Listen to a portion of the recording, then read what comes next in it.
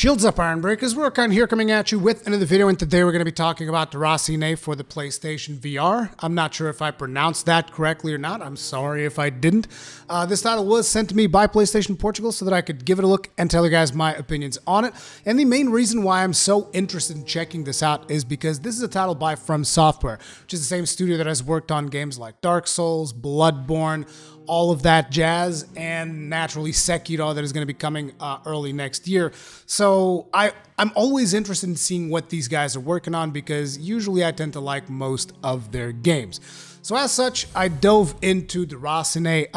However, I only played a little bit of it at this point because I do still get a little bit of VR sickness because I haven't played that many VR games recently.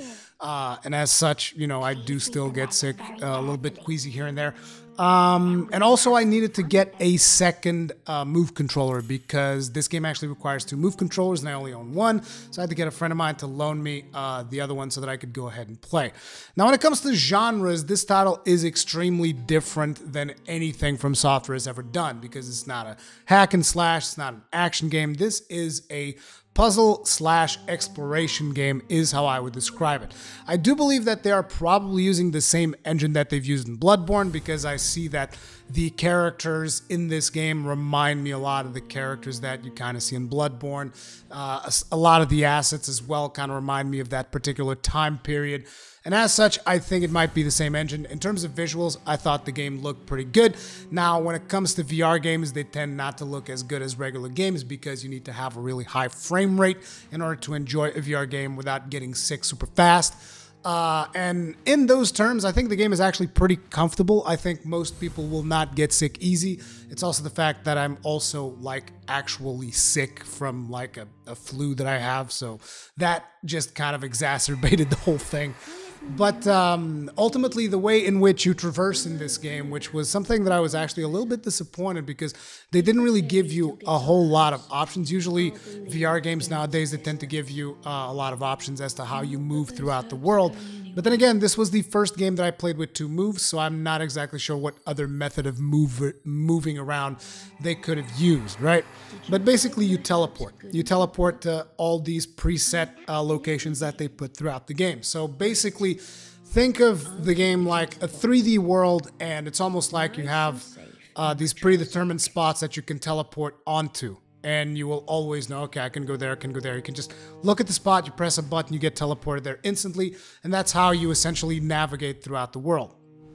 Now, speaking of the world, what is the world of this game? Well, most of what I played so far takes place in this mansion that has a couple of characters in there, and you do interact with some of the characters, but throughout most of the gameplay, time is actually still. Nothing is actually happening. You're just exploring like a frozen period in time.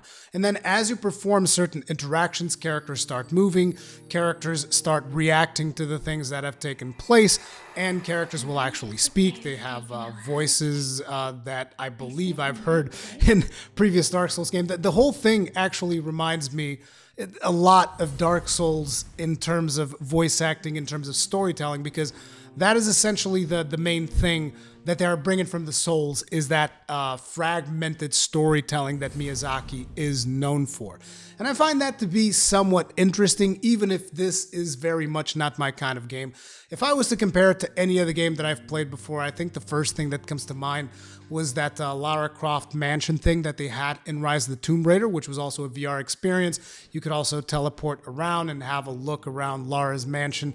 And this reminds me a lot of that. And so I'm not exactly sure how people are going to react to it. But ultimately, I think that this game is going to live or die by its story, and I just haven't experienced enough of it yet. Now, there is a twist that I'm going to be telling you guys about, even though I don't consider this to be spoilers, because I actually think that if I was to describe the whole experience that I've had with the game so far, you still wouldn't be able to classify it as spoilers because of the way Miyazaki tells stories, you know? You guys know what I'm talking about, item descriptions, all that stuff. You will find a lot of hidden things throughout the world. You will find a lot of things that sometimes I've even resolved an epoch, which is what they call it, like a specific time frame. And then I noticed, but there's still a lot of things that I could have done in this particular time frame, which I found interesting because even though like you solve the puzzle, right? Because this game, like I said, it takes takes place in certain frozen time frames, and you can just navigate through them at your leisure. And as you resolve them, you're able to move forward through time to a different time frame where different events are taking place, different doors will be open, you can interact with different things, so on and so forth, right? And what I've noticed is that a lot of times when I finish solving the main puzzle, because like for instance, whenever you begin, it's a very easy puzzle where you have to go to like a bouquet of flowers and you absorb the energy from that bouquet of flowers, and then you go back to like a whittling flower that the girl is holding, and you can revive that flower and like make it bloom again, right? And that's a very simple puzzle. Once you do that, you can then advance forward through time to the next stage. And I noticed that in one of the things that where I solved everything, I could still move around and still, there were still things that I saw that were not resolved, more interactions that I could have done in that particular time that could have given me more clues as to what is taking place in the story of the game. Now, like I said, I am going to tell you guys one of the twists, and that was that there's this girl who is Yulia. She's like one of the main characters from what I can tell. And she's the one that's trying to prove to everyone that fairies exist. And you are playing as one of the fairies, right? And so in order to prove that, she wants you to go pick up 5 vials of herbs. And she wants you to put them on a stew. And then she's like, they'll know that fairies are real if you put these vials of herbs in the stew.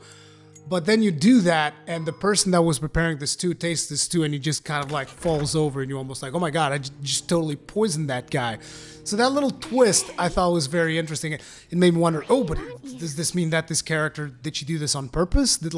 What is going on there, you know? I don't know if that's the type of twist that we can expect throughout the whole story, but the whole thing is very mysterious. And you definitely get a sense of like soulsiness in there, and when it comes to the storytelling and all that, but mostly, like I said, it is a very different game. And if you're just like super duper into Dark Souls, does not mean that you will like this experience by a long shot, by a very long shot. Now, I will say that it is very polished. I would have liked to seen more ways to move the character, because you know, I feel that the way that this character moves throughout the world, it breaks my immersion a little bit. And I know maybe I'm just being a little bit nitpicky with that particular stuff. But I also don't think that this concept is super original. I think that this was just like From Software trying to dip their toes into VR land to see the potential that is there. And they started with something extremely tame, something extremely safe that pretty much anyone can play without getting sick, that pretty much anyone can still experience that Miyazaki storytelling that we've come to know and enjoy without necessarily all of the action that comes through it. So this is very much for a different crowd, in my opinion. Unless you're the kind of person that really, really, really enjoyed the stories in these other games, and you're just like, dude, I want to see this story. I want to see how it's being told. Up until this point, I have found the story to be interesting. It has kept me engaged in wanting to know more about the different characters, because they introduce a bunch of different characters instantly to you, and you're constantly interacting with them throughout the different things. And it is interesting to see the characters react to your presence, because they make a point of the characters being so much in your face. It's almost like you're actually interacting with another character. It's not just something that is, you know, far away from you and I don't know, it's hard to explain. There's that whole thing that people talk about when it comes to virtual reality, that sensation of presence. You definitely get a lot of that when these characters are interacting with you, in front of you, and like things are taking place. And I don't know. The puzzles so far have been pretty simple, although like I said, there are things that I haven't done in certain time frames of the game because I didn't find all of the little things that there are to explore. Because even though it is a puzzle exploration, and usually those seem to be mostly limited whenever you are playing in VR, at least from what I've experienced so far, it's usually like they kind of lock you into very limited space. In this case, like they really opened it up, and like I found myself on the second time frame or something like that. They call them epochs. I guess I should call them that as well. I found myself in the second epoch. I was like, holy crap, I can go to this garden, then from this garden climb all the way up to the top of the house, which is still a lot of teleporting around. And that was the thing that also made me a little bit dizzy. But Ultimately, the navigation, the interaction, all of that stuff is very polished. Everything worked fine. But again, it's not really my kind of game all that much, and I don't know how it's going to be around my personal audience. But I still wanted to talk to you guys a little bit about it because it is an interesting thing to see from the perspective of someone that really enjoys pretty much everything that this studio puts out. It's interesting. It's interesting to see them dip their toes into VR and what that could lead to in the future. What do you guys think about Deracine? Let me know in the comment section below. Thank you very much for watching, and I'll see you guys in the next one.